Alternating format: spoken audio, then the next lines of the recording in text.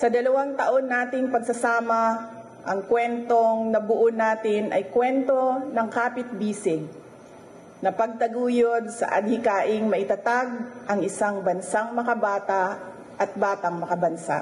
Vice President Sara Duterte nagbitiw na nga sa gabinete ng Pangulong Marcos. Nagbitiw na nga si Vice President Sara Duterte bilang isang Secretary of Education. Bakit kaya? What's up mga ka-All Acts TV? Isa na namang pangyayari ang naganap sa araw na ito, pero bago natin yan simulan at ipagpatuloy, isa muna tayong intro.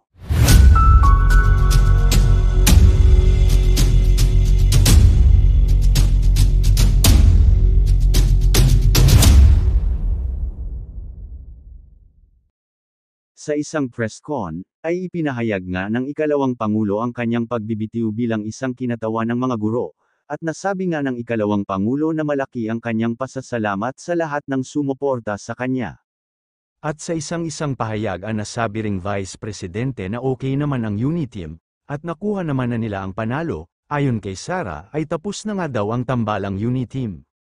Kung kayo ang tatanungin mga ka-All Acts TV, tama nga bang mag-resign si Vice President Sara Duterte, o kasama lang ito sa sekretong plano ng pagtakbo niya bilang presidente ng Pilipinas? Comment nyo na lang po ang inyong saloobin sa baba ng aking video kung ano nga bang dahilan at nagbitiw ang ikalawang Pangulo. Kung may political tactics ba ito?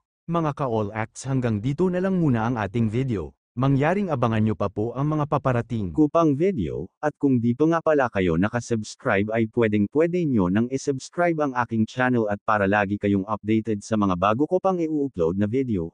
Hanggang sa muli mga ka-All Acts TV.